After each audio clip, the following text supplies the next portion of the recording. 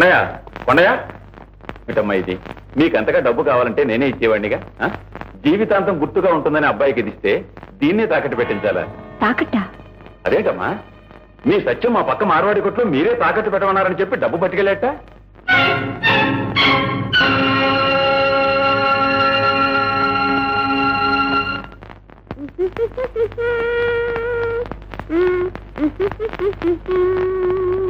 ఎక్కడ పుస్తకం చదువుకుంటున్నావా? కాదు, అమ్మగారు స్టూడియోకి తీసుకెళ్ళినాగా, అందుకు పాటలు తీసుకున్నా. ఈ కొత్త బట్టల? అవును, అమ్మగారు కొనిచ్చారు. ఈ చొక్కా కూడానా? అవును. నాకు? అవును. బూట్లు? అవును. అన్ని మా అత్తయ్యే కొనిచ్చిందా? అవును అవును అవును. ఇంక పోతుంది నువ్వేనా? చేతి మీద పోతుంది నువ్వేనా? లాగ్ మీద కూడా పోతుంది నువ్వేనా? మరి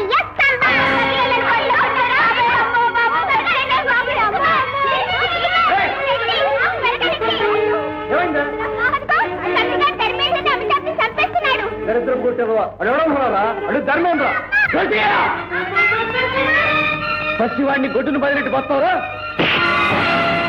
ఈసారి వీడి మీద చేయిస్తామంటే తోలు వచ్చేస్తాను చేస్తా. ఏంటి నా ఎంగిలి మెతుకులు తింటూ నా మీదే చేసుకుంటావరా? నేనేం చేస్తావు చూడు. ఇంకా ఏం చేయగలవరా?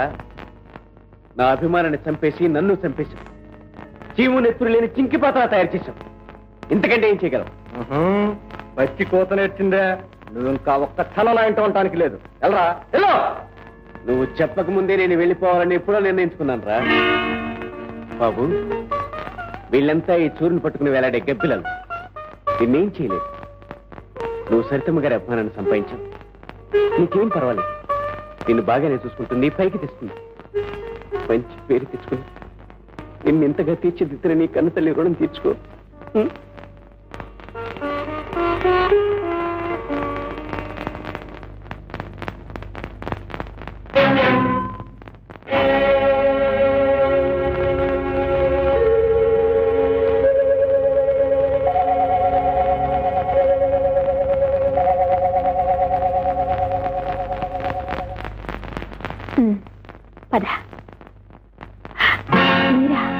ఏరా, ఇంట్లోంచి పారిపోయి ఇక్కడికి వచ్చావా? పరా ఇంటికి. అతను వచ్చింది మా ఇంటికే కదమ్మా. నేనేం పరాయిదన్నా? పరాయిదానివి కాక నువ్వెవరికి అయిందానివి? అదేమిటమ్మా, ఉన్నమాటే అంటున్నానమ్మా. నా బిడ్డ నీ దగ్గర నీతో పాటు ఈ జారుడు మెట్ల మీద, ఈ పాకుడు బండ మీద నిలబడ్డం నాకు ఇష్టం లేదు. వాణ్ణి నా సుఖంగా బతకని నువ్వు అయిందానివని నమ్మి మోసపోయి అక్కడొకరు 7 ఏళ్ల నుంచి కుమిలిపోతూ బతుకుతున్నారు. అది చాలు మాకు. కొందరు చేసిన ద్రోహానికి ఇక్కడ నేను చావలేక బతుకుతున్నాను. నువ్వా? నీకేమమ్మా? సరితాదేవి మహారాణివి. ఈ మహారాణి పట్టుపరుపుల మీద కుమిలిపోతూ బతుకుతోందమ్మా. అద్దాల మెడలో కుంగిపోతూ బతుకుతోంది. తన చెయ్యని నేరానికి మహారాణి రోజు శిక్ష అనుభవిస్తూనే ఉందమ్మా. ఏమిటి, నువ్వు నేరం చేయలేదా? బాగుందమ్మా. అప్పుడే మర్చిపోయావా? నిన్నింతటి దాన్ని చేసిన మనిషిని దూరం చేసుకున్నావు. ఆ సంగతి మర్చిపోయావా? నువ్వెంత అవమానించినా అన్నీ భరించి ఆనాడు నీ పుట్టినరోజని ఆ మనిషి నీ ఇంటికొస్తే నలుగురు చేత కొట్టించి ఇంట్లోంచి గెంటించేశావు. ఆ సంగతి మర్చిపోయావా? డబ్బు మతంతో కొండయ్య మనసు విరిచేశావు. అది మర్చిపోయావా? అవునులే, నువ్వెంతటికైనా తెగించిన దానివి. ఆపు. ఇంకా ఎందుకమ్మా నువ్వు చేసిన తప్పులు ఇతరుల మీదకు రుద్దుతావు? అసలు దీనికి ఎంతటికీ కారణం నువ్వు కదూ. ఏ ఆడది చేయని ద్రోహం చేసింది నువ్వు కదూ. కట్టుకున్న భర్తను వదిలేశావు. చిలక గోరింకల్లాంటి మమ్మల్ని విడదీసి కొండయ్య నీ వైపు తిప్పుకున్నావు. నా వాడైన మనిషితో కాపురం చేసి ఓ బిడ్డను కూడా కన్నావు. సీతాలు ఎందుకలా గొంతు చించుకుంటావు? ఏ నిజం కాదా? ఏమిటి మరేది? కొండయ్యకి నాకు అంతటి పాప పాట ఎలా అనగలిగావు? ఈ మాటలన్నది నేను కాదు, మీ ఆయనే చెప్పాడు.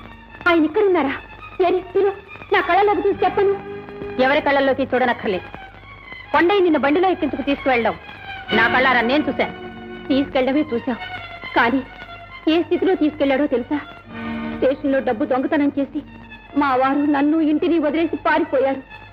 ఆ కారణంగా నాన్నగారు ఉద్యోగం పోయింది.